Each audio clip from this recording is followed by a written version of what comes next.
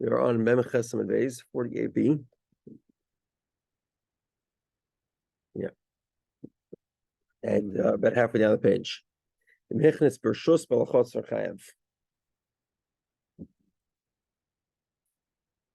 So going back to yesterday, we saw the machlokes between Rebbe and the Rabbanon, which is if somebody grants permission for an animal to be in his property, what exactly is he permitting? How much responsibility is implicitly and implicitly assumed by which party? So Rebbe presumes that unless explicitly spoken, the owner of the property is not responsible for the animal that he allows on his property, unless he specifically says so. According to the rabbis, that's sort of implicitly included.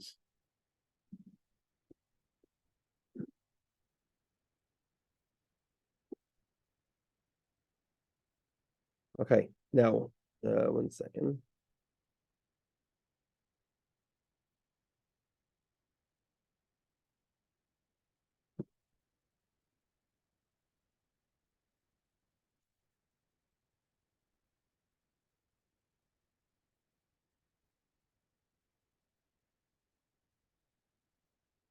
Okay, so Itmar says the Gemara, Rav Amar Hilchos L'Katana Kam. Rav says the halacha follows the first opinion. Shmuel Amar Hilchos L'Karabi. 1 second.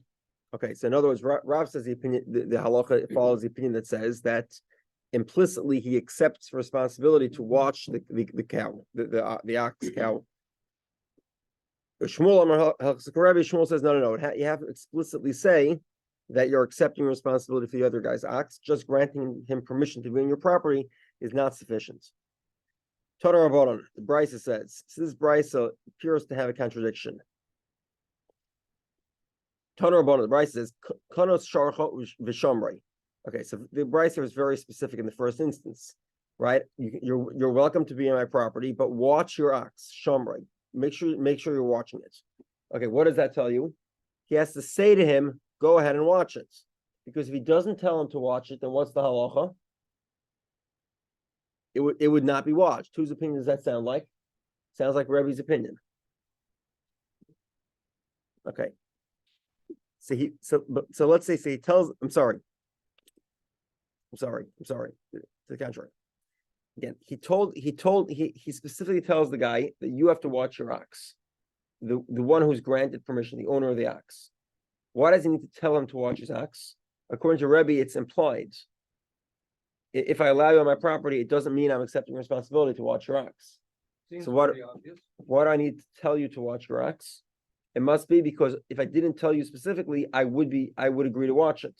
Permission is watching it. If I grant your ox permission to come into my property, then I agree to watch it. Unless this instance where I specify that you have to watch it. Yeah. Okay, so the owner of the ox is watching his own ox with permission on somebody else's property. The ox is damaged, and the owner of the ox is chayav. He's liable. Huzak, but let's say it was damaged, potter, then the owner of the property is exempt. Why? Because he never accepted responsibility to watch the ox. But now let's look at the second scenario. The second scenario is the opposite. He says, you bring in your ox and I will watch it. Well, what do you see from there? He has to say that he's going to watch it. Because if he doesn't say he's going to watch it, what happens? Then it's the owner's responsibility. This is exactly the opinion of Rebbe. Rebbe says implicitly you do not accept responsibility for the ox unless you specifically mention it. 1 second.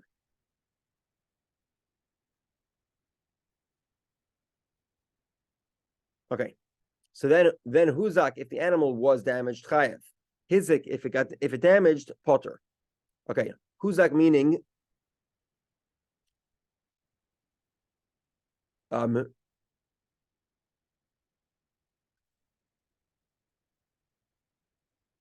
second, hold on.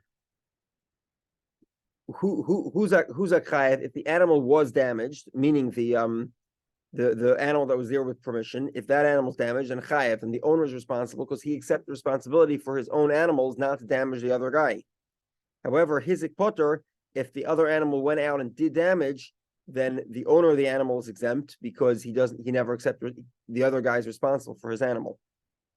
So Gemara says, "Hagufakasha." We have contradiction. Amrit kana sharcha shamroi hizik chayav who's like potter. Time of the shmar. The first instance where he says you have permission to be here, but you got to watch it. He tells this to the owner of the ox. The owner of the ox has to watch it.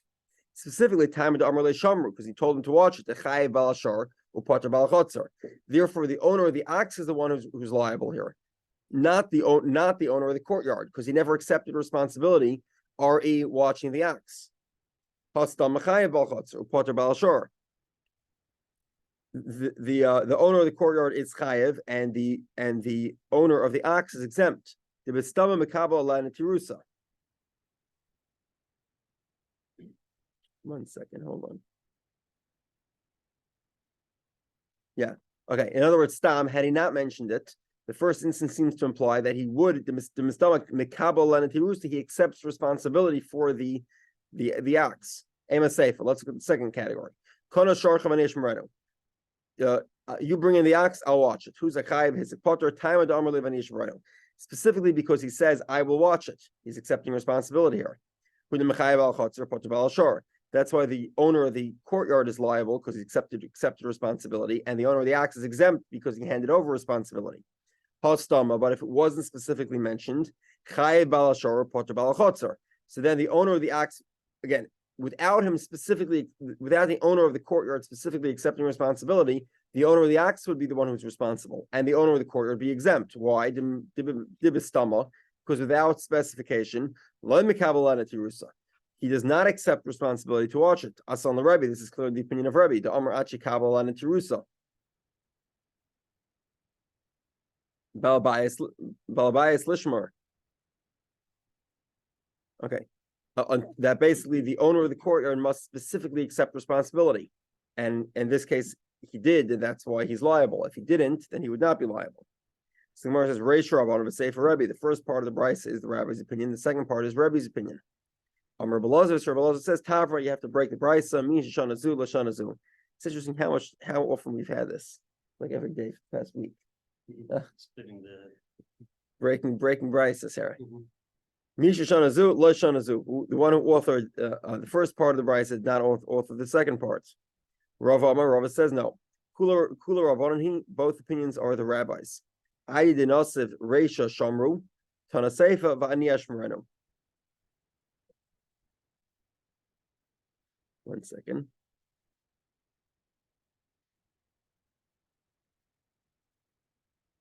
Rafa says the entire brisa is the opinion of the rabbis, where the responsibility is implicit. If you give permission, if you grant permission, you're accepting responsibility, and that's the first part of the brisa. And Tana Seifa, I did not Reisha Shamru, Tana Seifa Niyashmano. And you're right that the end of the brisa is superfluous. He didn't have to tell him to watch it, because he didn't have to say that I am watching it, because it's implied that he's going to be watching it.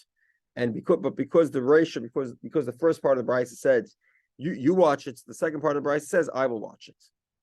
But the truth of the matter is that he didn't actually need to say I will watch it. It's implied. Papa says no. Cooler Rebbe. The entire brisa is the opinion of Rebbe. The Savalak Reb Tarfin, the Amar Kerem Mechatzar Nezik Shalom Mishalom. Okay, the whole brisa is Rebbe. And he goes with Reb Tarfin that says, in other words, Rebbe says you have to specifically accept permission. And he goes with Reb Tarfin that says that Karen, without permission, pays Nezik Shalom. Hilkach. Amr le Shamru, lo makni le makom b'chotzer. Okay, very interesting. Normally, if he granted him permission, this would not be Karen b'chotzer and Nezik, because he's allowed to be there. But if he says to him, you can be here, but you have to watch yourself, that's not granting permission. In the sense of Reb Tarfin, if you have to determine whether it's Nezik Shalom or Chatzi Nezik, you don't have permission to do damage. You have permission to be there, but not to do damage. You have to watch your own animal. 1 second. If he tells the owner of the axe to watch it, he's not giving him a space in the chotzer. Even though he gave him permission, because he told him you have to still watch it, that's not considered permission, and therefore you have to pay nezik shalom for Karen, even if it's a tam. Nezik shalom will be full damages. Okay, but if he didn't tell him to watch it, but if he didn't tell him to watch it, so then he's allowing the animal to be there. Allowing the animal to be there makes it that if the animal does damage, you do not pay nezik shalom. You only pay chatzi nezik. You only pay half damages if the property is shared. Okay, Mishnah.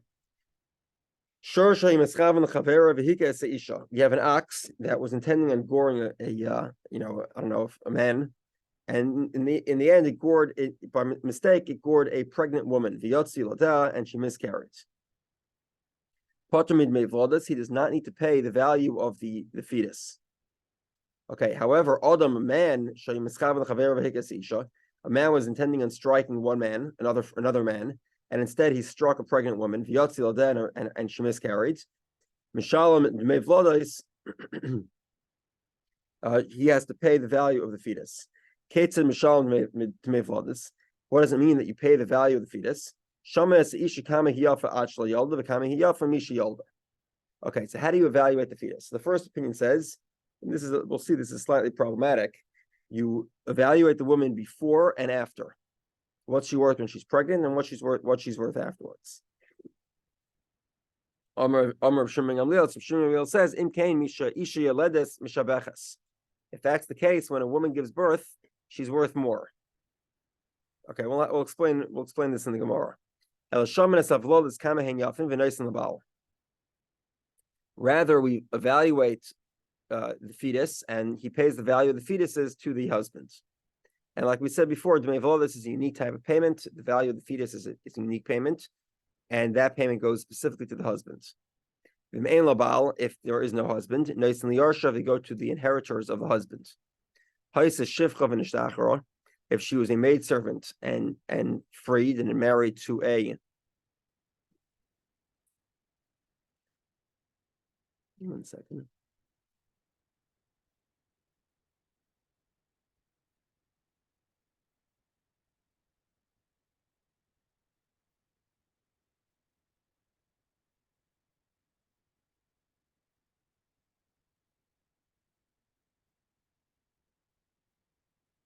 Yes, so you have a newly freed maidservant, a geras or convert, potter.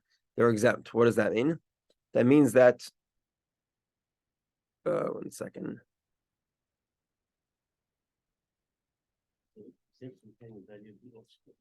Okay, so basically either so she was a shifcha, she was pregnant, and then she was freed. In other words, there's no husband. There's no payments.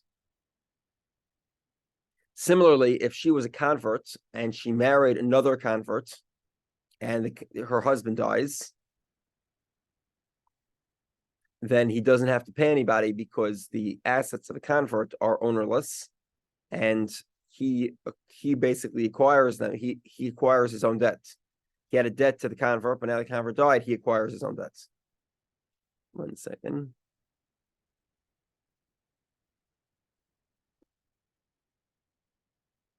Yeah. No, and the same thing would be true with regard to the maidservant. She married a freed slave, and then the slave dies, so she doesn't inherit it. The one who owes the debt inherits the debt and doesn't have to pay it.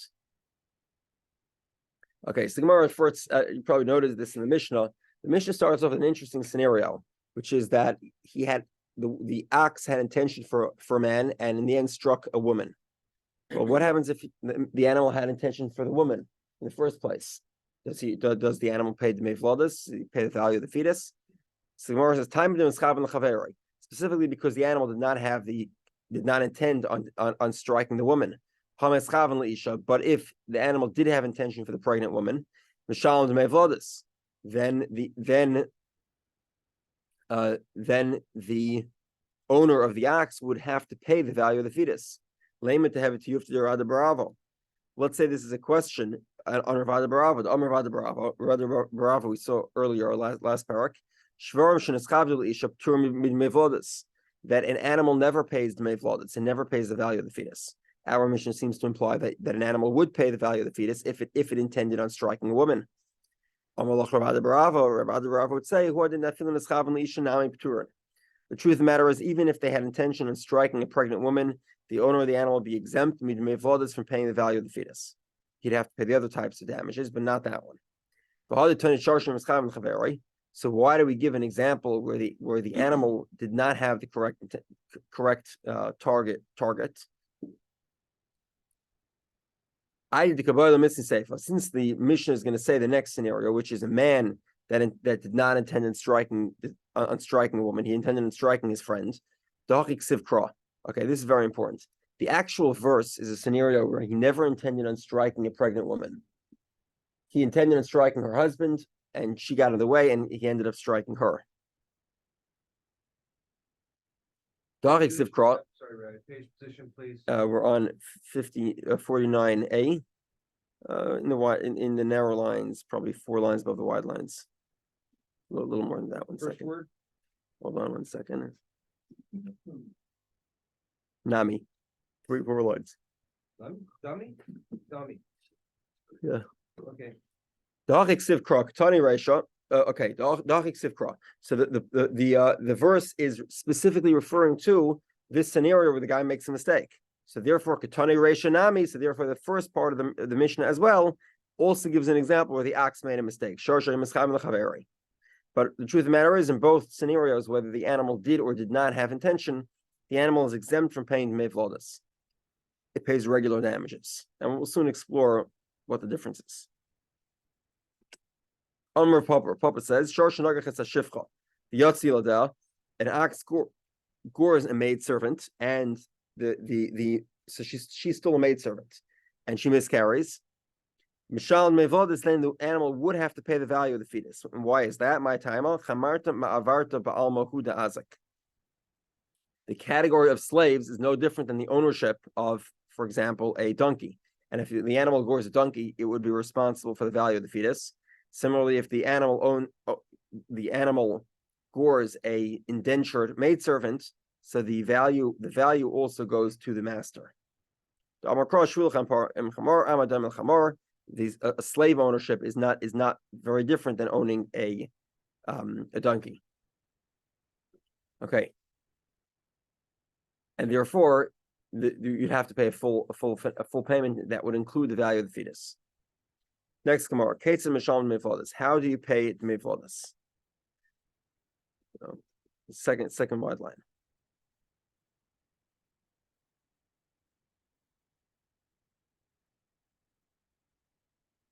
Okay, so Gemara says the mevlodis ushvach vlodis mibayalei.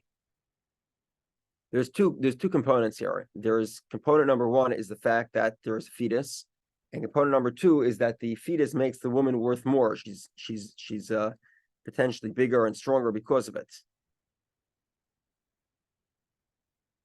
She has a 1 second. Yeah, Rashi says it can cause her to put on weight outside of the pregnancy, and that would be beneficial for her to be able to work harder. 1 second. So Gemara says shvach vlodis coming by. So you should have to pay both of them. So Gemara says hachanami kamar ketzim shalom mevlodis shvach vlodis.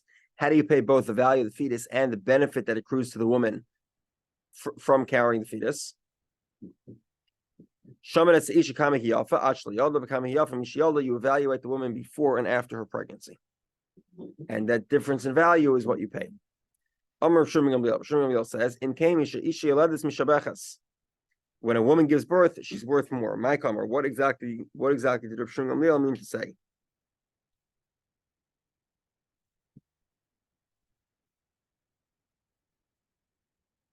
Amar Rabba says, Hachkamar. This is what he means to say.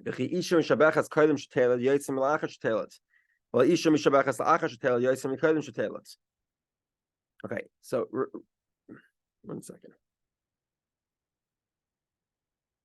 Okay, we'll see here as we get along. Reb Shimon Gamliel is trying to disentangle two components. One of them is the value of the fetus. That clearly goes to her husband. That's the mevlods. The other one is the fact that she might look bigger or healthier or stronger. And in that scenario, Reb Shimon Gamliel is not convinced that during her pregnancy that value is higher than after her pregnancy. She's stronger and more able to do work after she gives birth than over before she gives birth. You evaluate the fetuses, and the value of the fetus alone is what goes to the husband. But calculating the value of the woman is not a fair metric, because that takes into account the fact that she might be worth more or less before or after her pregnancy, either because she looks bigger or healthier, or because she looks bigger or healthier after her pregnancy. And that you don't want to take that into account because that belongs to the woman, not to the husband. So you do is you evaluate the fetus. What is the value of the fetus? And that is what that's what he has to pay, and that payment goes to the husband. Tanya Namihachi, another Bryce says similarly, does the value of a woman before the pregnancy more than the value afterwards? A woman benefits, a woman's worth more after she gives birth than beforehand. You evaluate the fetuses and you give it to the husband. Okay. Rava says, this is how to read the Bryce. So this is a completely different version. Okay, so according to the first opinion, we don't want to calculate shvach yilades. We only want to calculate the value of shvach, the value of demei vlad, the value of the fetus. Rava says, 1 second, there's another calculation here. The fact that she's bigger is not the fetus's fault.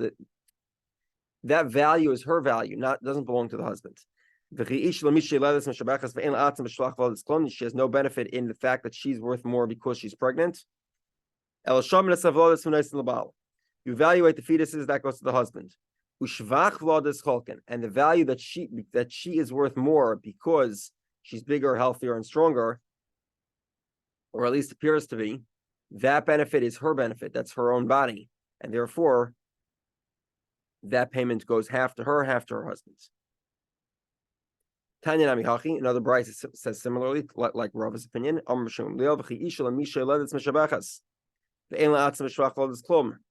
Is the shvach v'loda, the benefit of her being, bigger, healthier, stronger, or at least looking like it?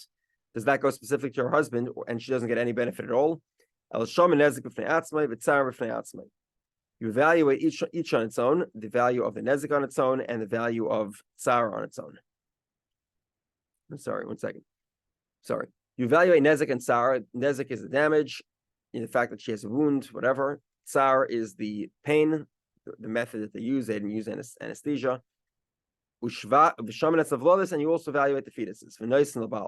And the money for the fetuses goes to the husband.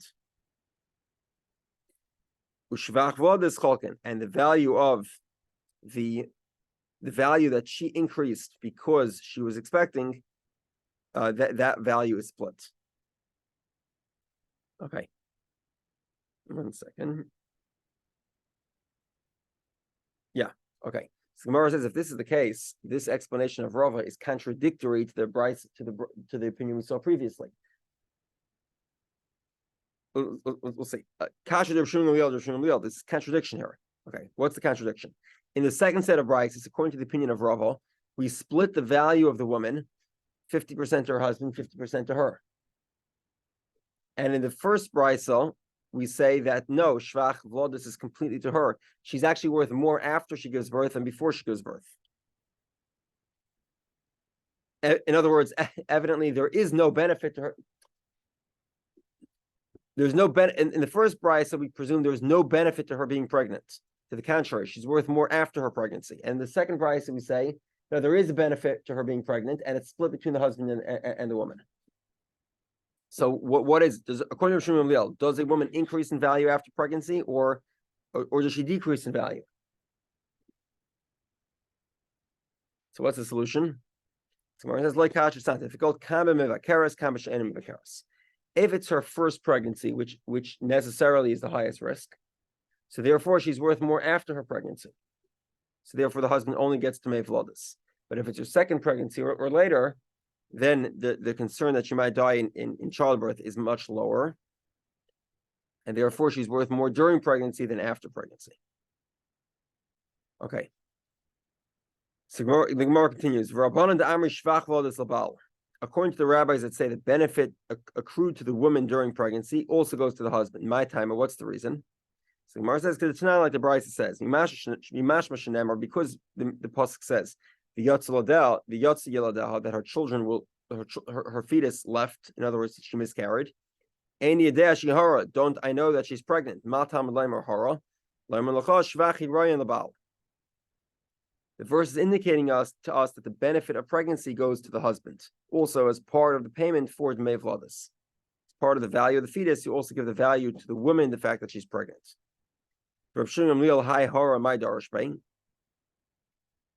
What does he use this verse for? So Gemara says, it's necessary for this bride.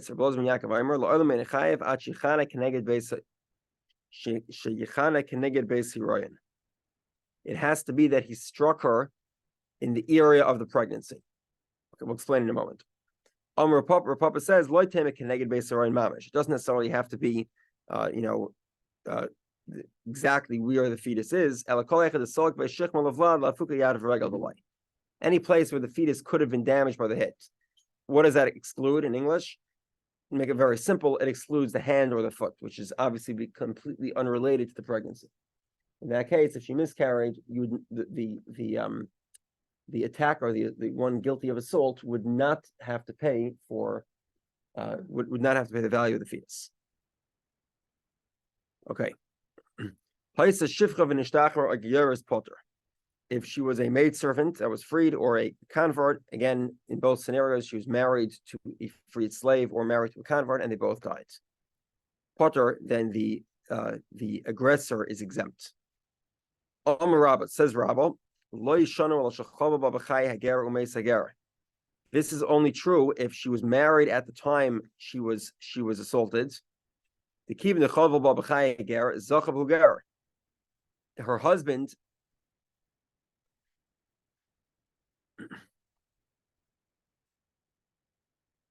because her husband was alive at the moment she was assaulted, so the payment goes to her husband. Now that her husband is dead and he is a convert, so therefore whoever wants can inherit him. Because that's the case, so then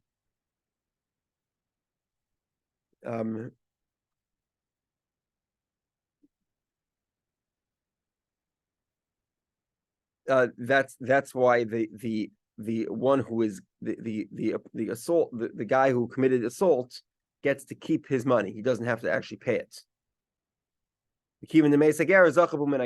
So therefore, once the convert dies, he acquires it, the one who owes the debts. But if he assaulted her after her husband died, so then he has to pay the value of the fetuses to her. She acquires it, and he has to pay it to her.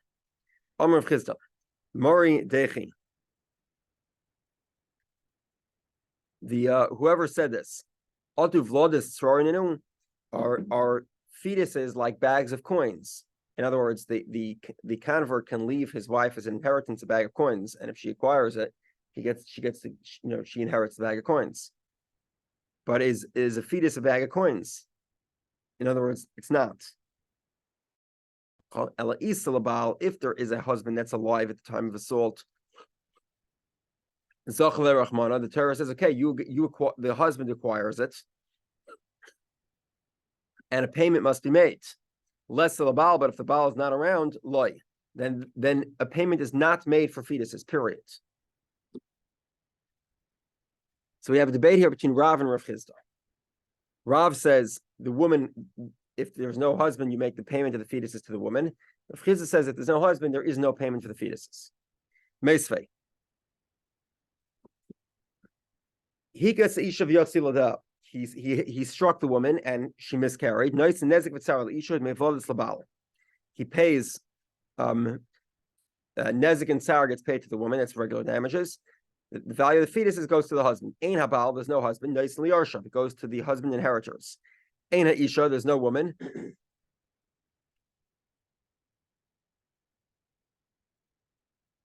Nice and liarsheha, it goes to her inheritors. In other words, they got divorced. They got divorced. So now the payment goes to the woman, and if she's not around, then it goes to her inheritors. Then if the husband was either a freed slave or a convert, and then he dies, the guy committing the assault is exempt from payment. Okay, now this last component is the part we find difficult. Presumably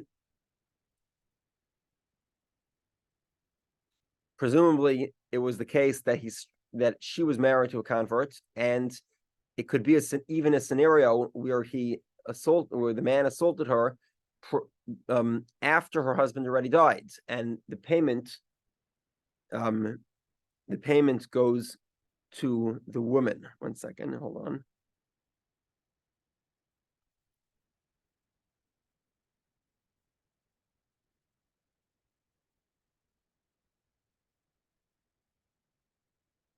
Sorry, no. I'm sorry, no. The payment would go to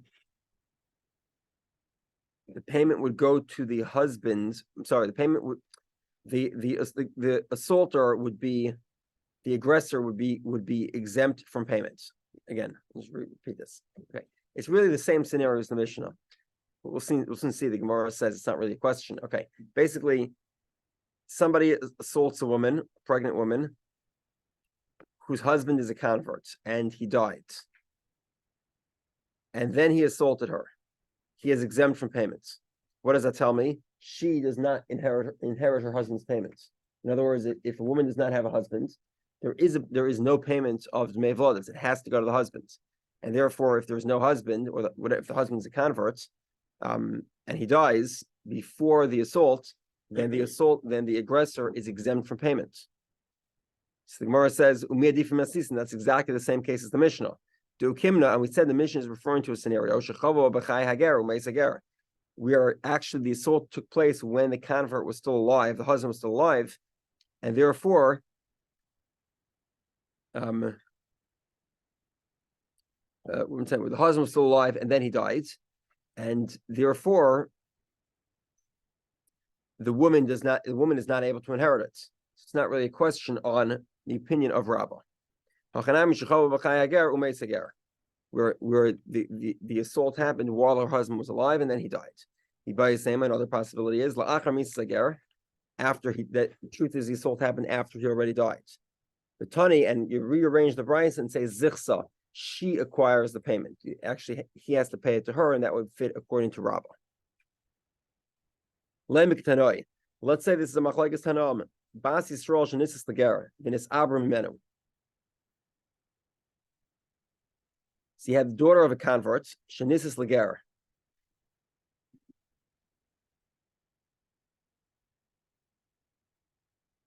One second.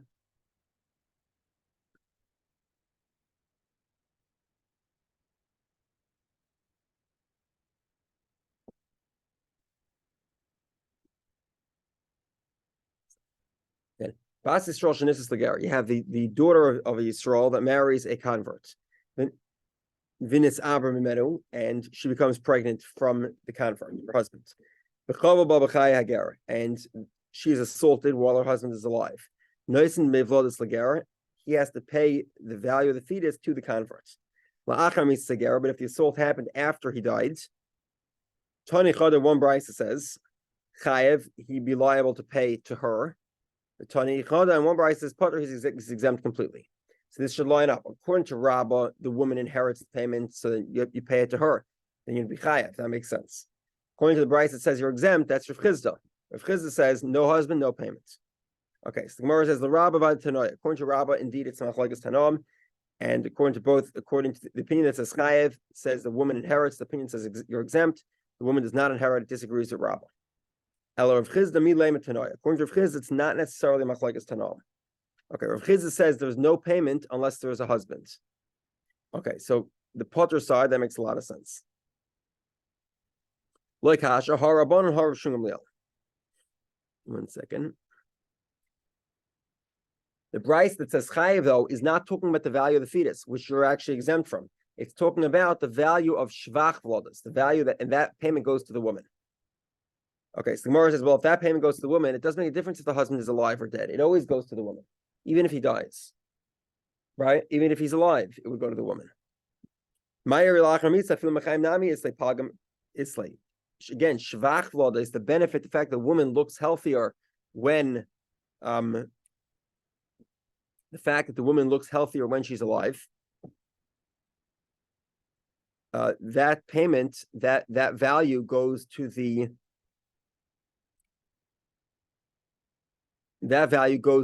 woman, even if the husband's still alive. So Gemara says, you're right. So half of it goes when she's alive, half it goes to her, half it goes to the husband. But once he dies, then all of it goes to the husband. I'm sorry, after the husband dies, the woman inherits the entire benefit that accrued to her because she was pregnant. Besides the value of the fetuses, that goes to her and not to her. And if her husband dies, it goes completely to her. If her husband's still alive, it's split 50-50.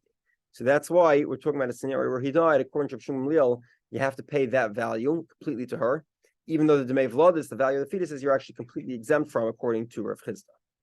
Another possibility is Havahar Rav Shmuel Gamliel. Both brises are Rav Shmuel Gamliel. Kam b'shvach vladis, kam b'demei vladis. One brise is talking about the value of the fetuses, which you're exempt from completely. The other brise is talking about the shvach vladis, the fact that she looks healthier, and that you have to pay, even if the husband dies. Amri mishvach vladis lishma dmei vladis.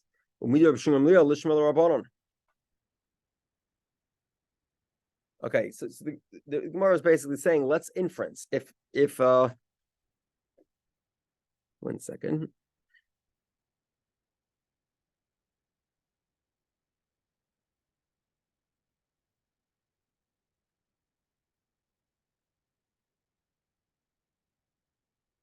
In other words, if she inherits her husband's portion of, we're talking about two things. We're talking about shvach vlodas, the portion that she inherits, the portion that is the value that accrues to her because she's pregnant. That value she inherits from her husband. But if that's the case, why shouldn't she inherit as well the value of the fetuses that she should be able to collect from? And moreover, if this is Rav Shmuel Gamliel's opinion, let's say that the rabbi's opinion is that at least the value of the fetuses she would inherit. So the Gemara says, Amri loy. The Gemara says, no, they're distinct. Shvach v'lod is the shaychi gada b'gavayu zachi b'hu b'kulo. Shvach v'lod is that she has a portion, even 50% of it, even when her husband's still alive. So then, after her husband dies, and she gets the whole thing because she doesn't have a husband that will take the other half. However, the value of the fetus is where she does not get any of it while she's still alive. She doesn't inherit her husband either, and the aggressor is completely exempt. Okay, have a great day.